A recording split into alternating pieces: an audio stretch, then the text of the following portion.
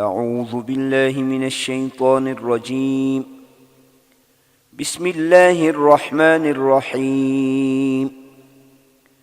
ولو أننا نزلنا إليهم الملائكة وكلمهم الموتى وحشرنا عليهم كل شيء قبلا ما كانوا ليؤمنوا إلا أن يشاء الله ولكن أكثرهم يجهلون.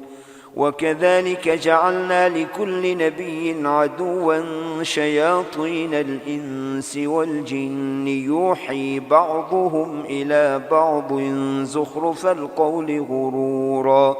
ولو شاء ربك ما فعلوه فذرهم وما يفترون. ولتصغى إليه أفئدة الذين لا يؤمنون بالآخرة وليرضوه وليقترفوا ما هم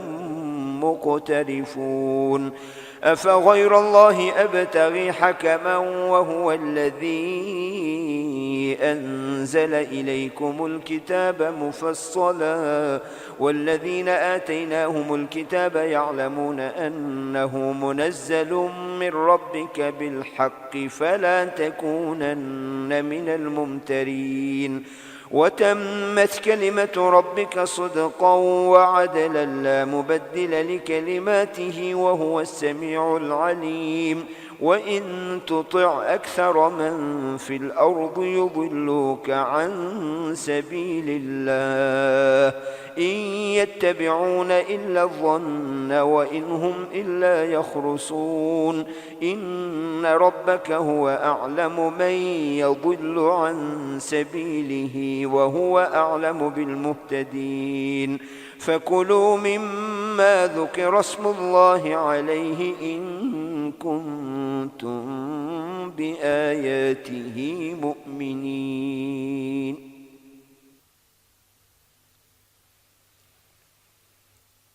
وما لكم ألا تأكلوا مما ذكر اسم الله عليه وقد فصل لكم ما حرم عليكم إلا ما اضطررتم إليه وإن كثيرا ليضلون بأهوائهم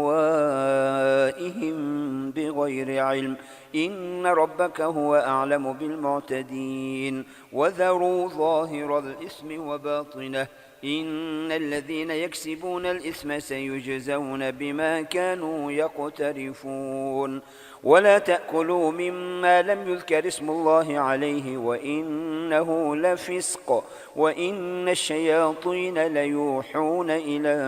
أوليائهم ليجادلوكم وإن أطعتموهم إنكم لمشركون. أومن كان ميتا فأحييناه وجعلنا له نورا يمشي به في الناس كمن مثله في الظلمات ليس بخارج منها كذلك زين للكافرين ما كانوا يعملون. وكذلك جعلنا في كل قرية أكابر مجرميها ليمكروا فيها وما يمكرون إلا بأنفسهم وما يشعرون. وإذا جاءتهم آية قالوا لن نؤمن حتى نؤتى مثل ما أوتي رسل الله أعلم حيث يجعل رسالته سيصيب الذين أجرموا صغار عند الله وعذاب شديد بما كانوا يمكرون. فمن يرد الله أن يهديه يشرح صدره للإسلام ومن يرد أن يضله يجعل صدره ضيقا حرجا كأنما يصعد في السماء كذلك يجعل الله الرجس على الذين لا يؤمنون وهذا صراط ربك مستقيما قد فصلنا الآيات لقوم يذكرون. يفلحون لهم دار السلام عند ربهم وهو وليهم بما كانوا يعملون ويوم يحشرهم جميعا يا معشر الجن قد استكثرتم من الإنس وقال أولياؤهم من الإنس ربنا استمتع بعضنا ببعض وبلغنا أجلنا الذي أجلت لنا قال النار مثواكم خالدين فيها إلا ما شاء الله إن ربك حكيم عليم وكذلك نولي بعض الظالمين بعضا بما كانوا يكسبون يا معشر الجن والإنس ألم يأتكم رسل منكم يقصون عليكم آياتي وينذرونكم لقاء يومكم هذا قالوا شهدنا على أنفسنا وغرتهم الحياة الدنيا وشهدوا على أنفسهم أنهم كانوا كافرين ذلك أن لم يكن ربك مهلك القرى بظلم وأهلها غافلون ولكل درجات مما عملوا وما ربك بغافل عما يعملون وربك الغني ذو الرحمة إن يشأ يذهبكم ويستخلف من بعدكم ما يشاء كما أنشأكم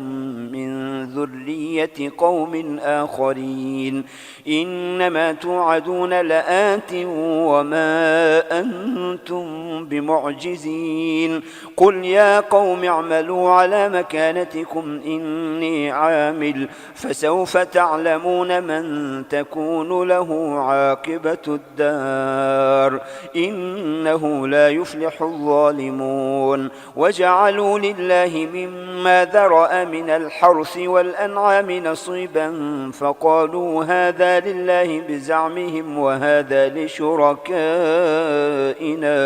فما كان لشركائهم فلا يصل إلى الله وما كان لله فهو يصل إلى شركائهم ساء ما يحكمون وكذلك زين لكثير من المشركين قتل أولادهم شركاؤهم ليردوهم وليلبسوا عليهم دينهم ولو شاء الله ما فعلوه فذرهم وما يفترون وقالوا هذه أنعام وحرث حجر لا يطعمها إلا من نشاء بزعمهم وأنعام حرمت ظهورها وأنعام لا يذكرون اسم الله عليها افتراء عليه سيجزيهم بما كانوا يفترون وقالوا ما في بطون هذه الأنعام خالصة لذكورنا ومحرم على أزواجنا وإن يكن ميتة فهم فيه شركاء سيجزيهم وصفهم إنه حكيم عليم قد خسر الذين قتلوا أولادهم سفها بغير علم وحرموا ما رزقهم الله افتراء على الله قد ضلوا وما كانوا مهتدين وهو الذي أنشأ جنات معروشات وغير معروشات والنخل والزرع مختلفا أكله والزيتون والرمان متشابها وغير متشابه كلوا من ثمره إذا أثمر وآتوا حقه يوم حصاده ولا تسرفوا إنه لا يحب المسرفين ومن الأنعام حمولة وفرشا كلوا مما رزقكم الله ولا تتبعوا خطوات الشيطان إنه لكم عدو مبين مبين 8 أزواج من الضأن 2 ومن المعز 2 قل أذكرين حرم أم الأنثيين أم اشتملت عليه أرحام الأنثيين نبئوني بعلم إن كنتم صادقين ومن الإبل 2 ومن البقر 2 قل أذكرين حرم أم الأنثيين أم اشتملت عليه أرحام الأنثيين أم كنتم شهداء إذ وصاكم الله بهذا فمن أظلم ممن افترى على الله كذبا ليضل الناس بغير علم إن الله لا يهدي القوم الظالمين قل لا أجد فيما أوحي إلي محرما على طاعم يطعمه إلا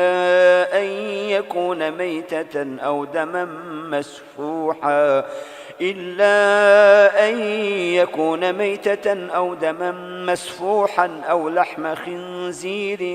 فإنه رجس أو فسقا أهل لغير الله به فمن اضطر غير باغ ولا عاد فإن ربك غفور رحيم وعلى الذين هادوا حرمنا كل ذي ظفر ومن البقر والغنم حرمنا عليهم شحومهما إلا ما حملت ظهورهما أو الحوايا أو ما اختلط بعظم ذلك جزيناهم ببغيهم وإنا لصادقون فإن كذبوك فقل ربكم ذو رحمة واسعة ولا يرد بأسه عن القوم المجرمين سيقول الذين أشركوا لو شاء الله ما أشركنا ولا آباؤنا ولا حرمنا من شيء كذلك كذب الذين من قبلهم حتى ذاقوا بأسنا قل هل عندكم من علم فتخرجوه لنا إن تتبعون إلا الظن وإن أنتم إلا تخرصون قل فلله الحجة البالغة فلو شاء لهداكم أجمعين قل هلم شهداءكم الذين يشهدون أن الله حرم هذا فإن شهدوا فلا تشهد معهم ولا تتبع أهواء الذين كذبوا بآياتنا والذين لا يؤمنون بالآخرة وهم بربهم يعدلون قل تعالوا أتل ما حرم ربكم عليكم ألا تشركوا به شيئا وبالوالدين إحسانا ولا تقتلوا أولادكم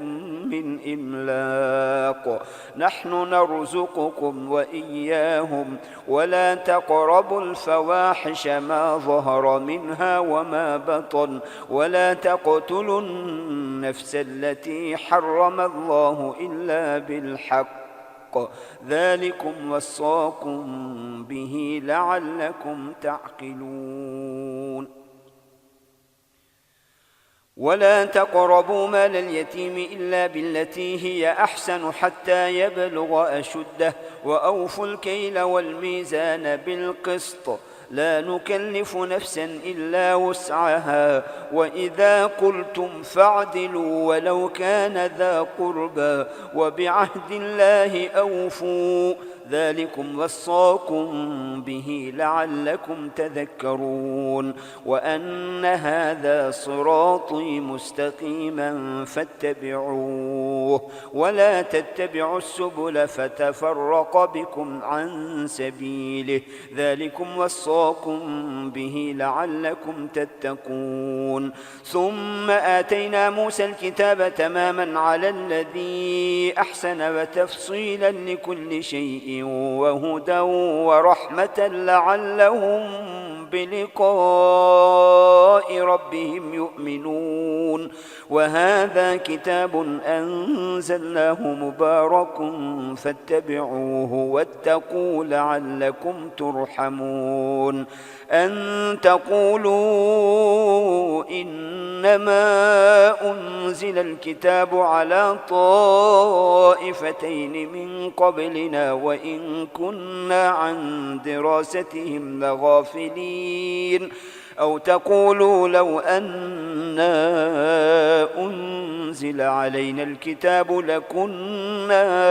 أهدى منهم فقد جاءكم بينة من ربكم وهدى ورحمة فمن أظلم ممن كذب بآيات الله وصدف عنها. سنجزي الذين يصدفون عن آياتنا سوء العذاب بما كانوا يصدفون. هل ينظرون إلا أن تأتيهم الملائكة أو يأتي ربك أو يأتي بعض آيات ربك؟ يوم يأتي بعض آيات ربك لا ينفع نفسا إيمانها لم تكن آمنت من قبل أو كسبت في إيمانها خيرا قل انتظروا إنا منتظرون.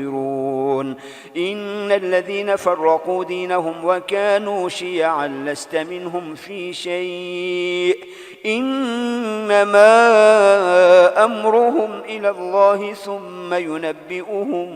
بما كانوا يفعلون. من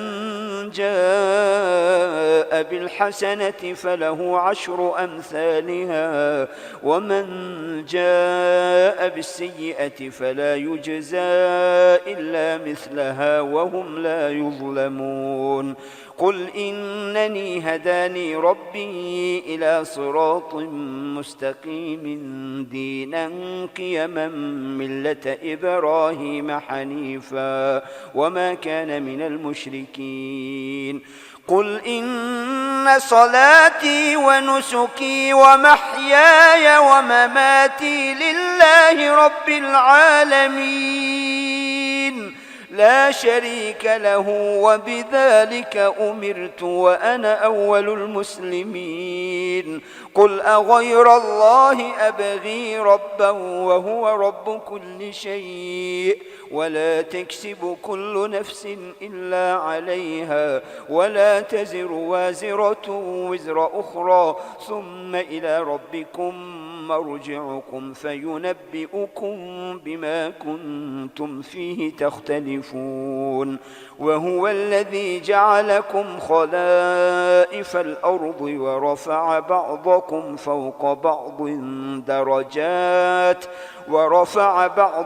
فوق بعض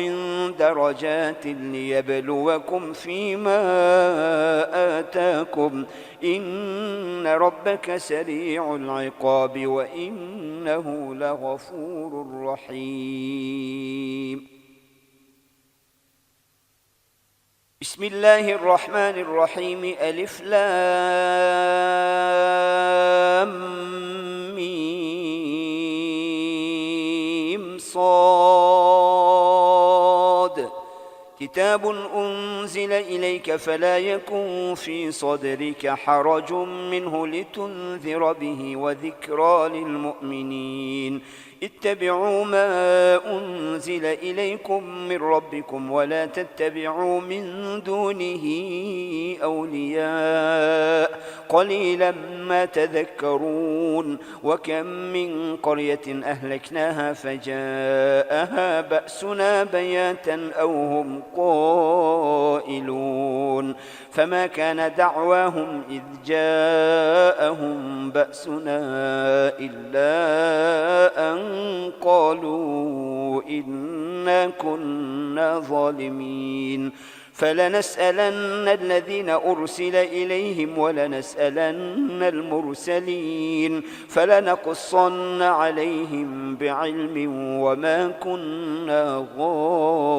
غائبين. والوزن يومئذ الحق بالحق، فمن ثقلت موازينه فأولئك هم المفلحون، ومن خفت موازينه فأولئك الذين خسروا أنفسهم بما كانوا بآياتنا يظلمون. ولقد مكناكم في الأرض وجعلنا لكم فيها معايش قليلا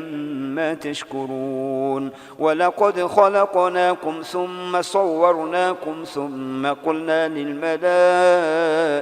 اسجدوا لآدم فسجدوا إلا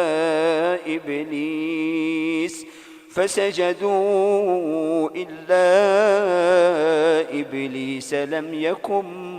من الساجدين.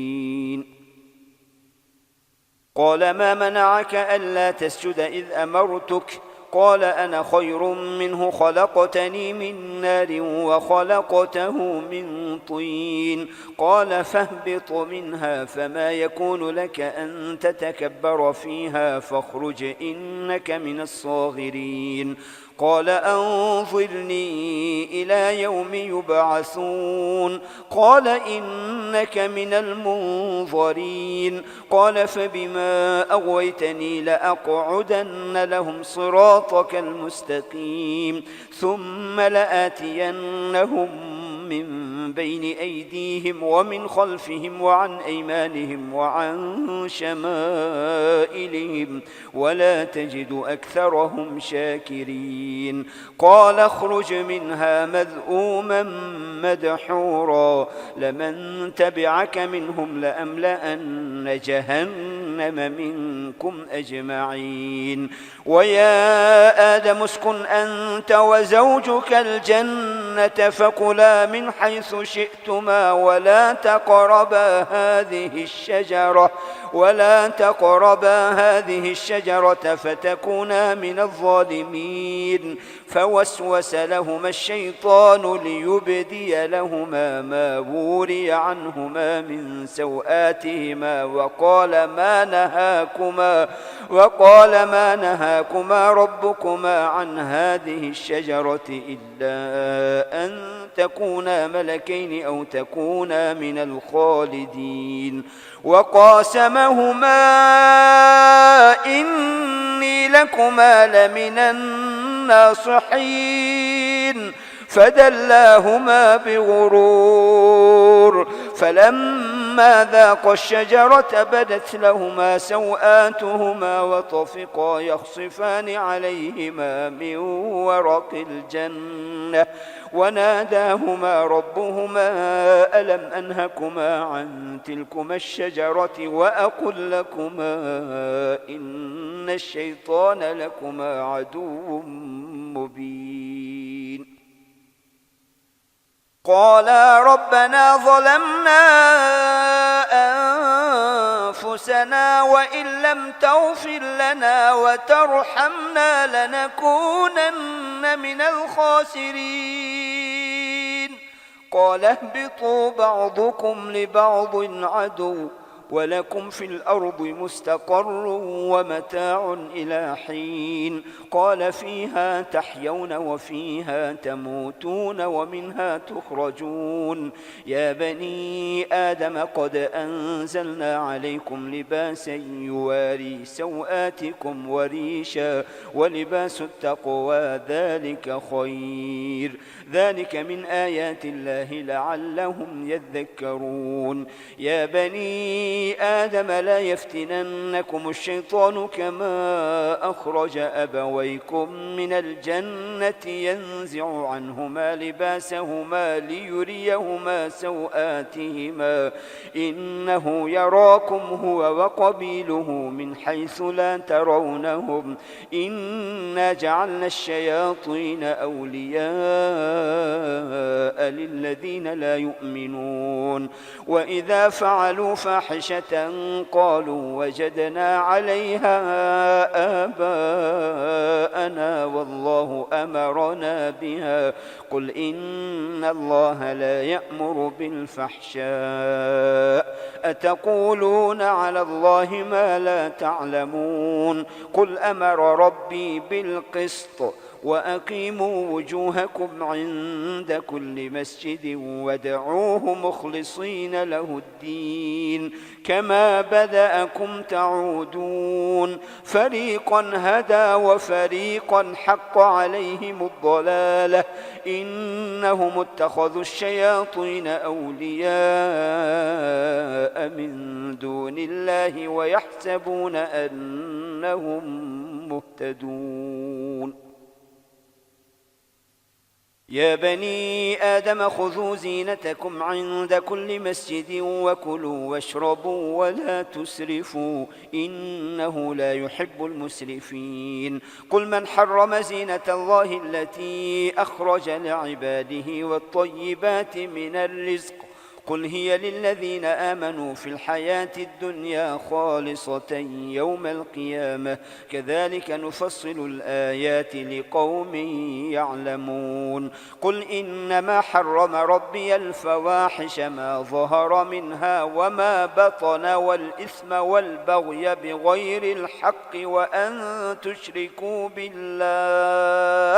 وأن تشركوا بالله ما لم ينزل به سلطانا وأن تقولوا على الله ما لا تعلمون ولكل أمة أجل فإذا جاء أجلهم لا يستأخرون ساعة ولا يستقدمون يا بني آدم إما يأتينكم رسل منكم يقصون عليكم آياتي فمن اتقى وأصلح فلا خوف عليهم ولا هم يحزنون والذين كذبوا بآياتنا واستكبروا عنها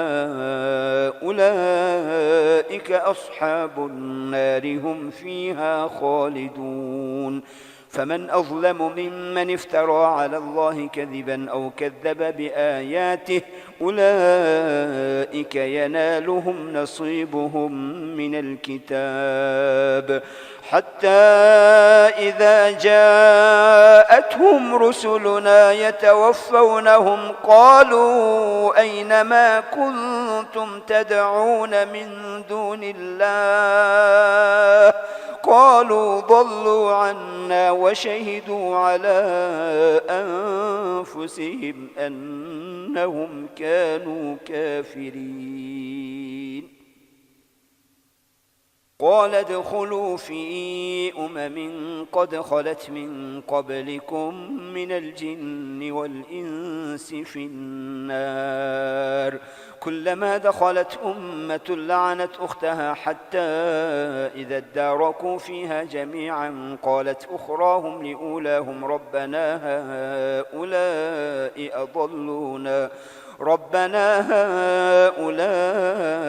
أضلونا فآتهم عذابا ضعفا من النار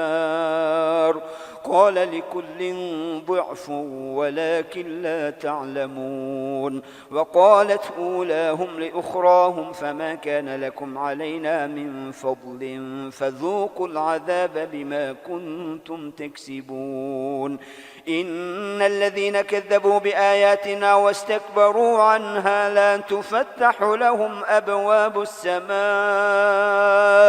لا تفتح لهم أبواب السماء ولا يدخلون الجنة حتى يلج الجمل في سم الخياط وكذلك نجزي المجرمين لهم من جهنم مهاد ومن فوقهم غواش وكذلك نجزي الظالمين والذين آمنوا وعملوا الصالحات لا نكلف نفسا إلا وسعها أولئك أصحاب الجنة هم فيها خالدون ونزعنا ما في صدورهم من غل تجري من تحتهم الأنهار وقالوا الحمد لله الذي هدانا لهذا وما كنا لنهتدي لولا أن هدانا الله لقد جاءت رسل ربنا بالحق بالحق ونودوا أن تلكم الجنة أورثتموها بما كنتم تعملون. ونادى أصحاب الجنة أصحاب النار أن قد وجدنا ما وعدنا ربنا حقا فهل وجدتم ما وعد ربكم حقا؟ قالوا نعم. فأذن مؤذن بينهم اللعنة الله على الظالمين الذين يصدون عن سبيل الله ويبغونها عوجا وهم بالآخرة كافرون وبينهما حجاب وعلى الأعراف رجال يعرفون كلا بسيماهم ونادوا أصحاب الجنة أن سلام عليكم لم يدخلوها وهم يطمعون. وإذا صرفت أبصارهم تلقاء أصحاب النار قالوا ربنا لا تجعلنا مع القوم الظالمين. ونادى أصحاب الأعراف رجالا يعرفونهم بسيماهم قالوا ما أغنى عنكم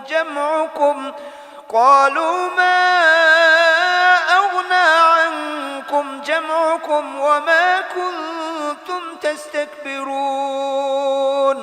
أهؤلاء الذين أقسمتم لا ينالهم الله برحمة ادخلوا الجنة لا خوف عليكم ولا أنتم تحزنون. ونادى أصحاب النار أصحاب الجنة أن أفيضوا علينا من الماء أو مما رزقكم الله قالوا إن الله حرمهما على الكافرين الذين اتخذوا دينهم لهوا ولعبا وغرتهم الحياة الدنيا فاليوم ننساهم كما نسوا لقاء يومهم هذا وما كانوا بآياتنا يجحدون. ولقد جئناهم بكتاب فصلناه على علم هدى ورحمة لقوم يؤمنون. هل ينظرون إلا تأويله يوم يأتي تأويله يقول الذين نسوه من قبل قد جاءت رسل ربنا بالحق فهل لنا من شفعاء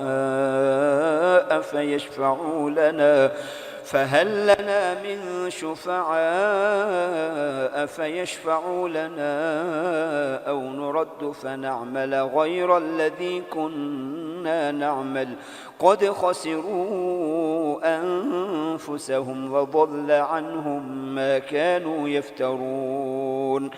إن ربكم الله الذي خلق السماوات والأرض في 6 أيام ثم استوى على العرش يغشي الليل النهار يطلبه حثيثا والشمس والقمر والنجوم مسخرات بأمره ألا له الخلق والأمر تبارك الله رب العالمين. ادعوا ربكم تضرعا وخفية إنه لا يحب المعتدين. ولا تفسدوا في الأرض بعد إصلاحها وادعوه خوفا وطمعا إن رحمة الله قريب من المحسنين. وهو الذي يرسل الرياح بشرا بين يدي رحمته حتى إذا أقلت سحابا ثقالا سقناه لبلد ميت فأنزلنا به الماء فأنزلنا به الماء فأخرجنا به من كل الثمرات كذلك نخرج الموتى لعلكم تذكرون والبلد الطيب يخرج نباته بإذن ربه والذي خبث لا يخرج إلا نكدا كذلك نصرف الآيات لقوم يشكرون لقد أرسلنا نوحا إلى قومه فقال يا قوم اعبدوا الله ما لكم من إله غيره إني أخاف عليكم عذاب يوم عظيم قال الملأ من قومه إنا لنراك في ضلال مبين قال يا قوم ليس بي ضلالة ولكني رسول من رب العالمين أبلغكم رسالات ربي وأنصح لكم وأعلم من الله ما لا تعلمون أوعجبتم أن جاءكم ذكر من ربكم على رجل منكم لينذركم ولتتقوا ولعلكم ترحمون فكذبوه فأنجيناه والذين معه في الفلك وأغرقنا الذين كذبوا بآياتنا إنهم كانوا قوما عمين وإلى عاد أخاهم هودا قال يا قوم اعبدوا الله ما لكم من إله غيره أفلا تتقون قال الملأ الذين كفروا من قومه إنا لنراك في سفاهة وإنا لنظنك من الكاذبين قال يا قوم ليس بي سفاهة ولكني رسول من رب العالمين أبلغكم رسالات ربي وأنا لكم ناصح أمين أوعجبتم أن جاءكم ذكر من ربكم على رجل منكم لينذركم واذكروا إذ جعلكم خلفاء من بعد قوم نوح وزادكم في الخلق بسطة فاذكروا آلاء الله لعلكم تفلحون قالوا أجئتنا لنعبد الله وحده ونذر ما كان يعبد آباؤنا فأتنا بما تعدنا إن كنت من الصادقين قال قد وقع عليكم من ربكم رجس وغضب أتجادلونني في أسماء سميتموها أنتم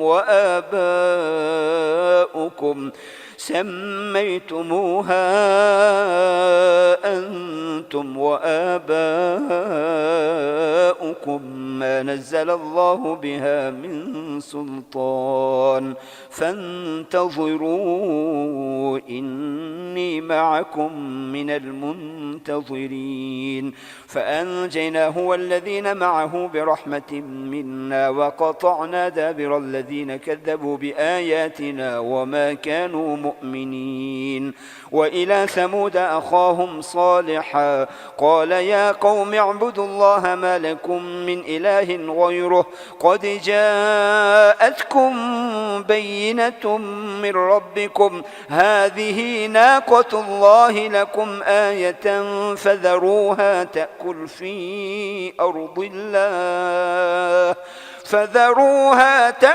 في أرض الله ولا تمسوها بسوء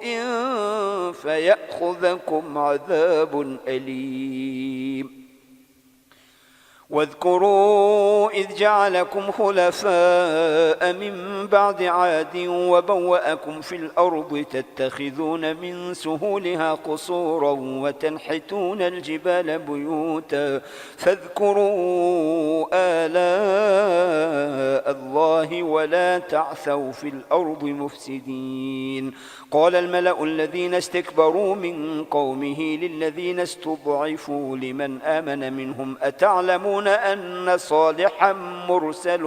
من ربه قالوا إنا بما أرسل به مؤمنون قال الذين استكبروا إنا بالذي آمنتم به كافرون فعقروا الناقة وعتوا عن أمر ربهم وقالوا يا صالح ائتنا بما تعدنا إن كنت من المرسلين فأخذتهم الرجفة فأصبحوا في دارهم جاثمين فتولى عنهم وقال يا قوم لقد أبلغتكم رسالة ربي ونصحت لكم ولكن لا تحبون الناصحين ولوطا إذ قال لقومه أتأتون الفاحشة ما سبقكم بها من أحد من العالمين إنكم لتأتون الرجال شهوة من دون النساء بل أنتم قوم مسرفون وما كان جواب قومه إلا أن قالوا أخرجوهم من قريتكم إنهم أناس يتطهرون فأنجيناه وأهله إلا امرأته كانت من الغابرين وأمطرنا عليهم مطرا فانظر كيف كان عاقبة المجرمين وإلى مدين أخاهم شعيبا قال يا قوم اعبدوا الله ما لكم من إله غيره قد جاءتكم بينة من ربكم فأوفوا الكيل والميزان ولا تبخسوا الناس أشياءهم ولا تفسدوا في الأرض بعد إصلاحها ذلكم خير لكم إن كنتم مؤمنين ولا تقعدوا بكل صراط توعدون وتصدون عن سبيل الله من آمن به وتبغونها عوجا واذكروا إذ كنتم قليلا فكثركم وانظروا كيف كان عاقبة المفسدين وإن كان طائفة منكم آمنوا بالذي أرسلت به وطائفة لم يؤمنوا فاصبروا حتى يحكم الله بيننا وهو خير الحاكمين صدق الله العظيم.